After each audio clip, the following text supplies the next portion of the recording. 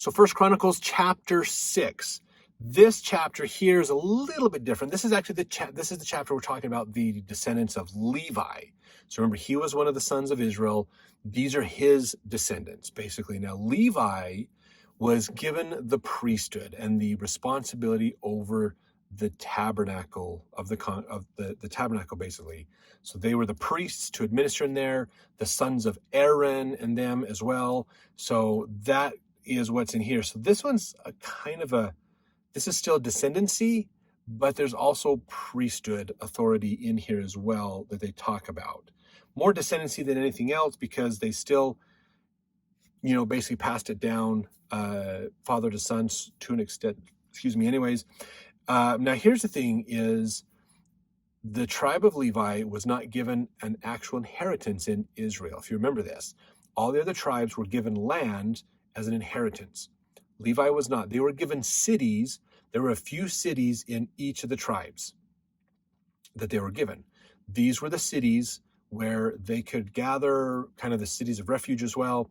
They were places where they could gather, but they didn't get a land, they got a place to live, and then they administered in all the spiritual things for all of Israel. Because they were focused on that, they didn't have big swaths of land, they didn't have big groups of animals, not big farms and things.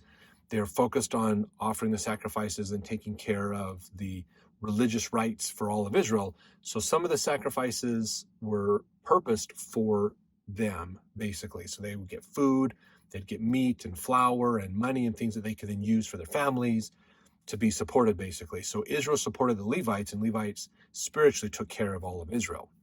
So that's what we get into in chapter 6, is the lists of the priests, basically, which was somewhat father and son, but sometimes wasn't.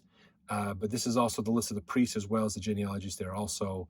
So that's basically where the cities were, which cities they had in each of the different other tribes as well as listed in here also. So something interesting, again, if you want to dig in deeper to look at how did these cities play into some of the other stories of the Old Testament things, this is a great resource to help dig deeper. But just want to give you an overview for our purposes, and then you can dig deeper on these if you'd like to. So let's jump to the next chapter to learn more.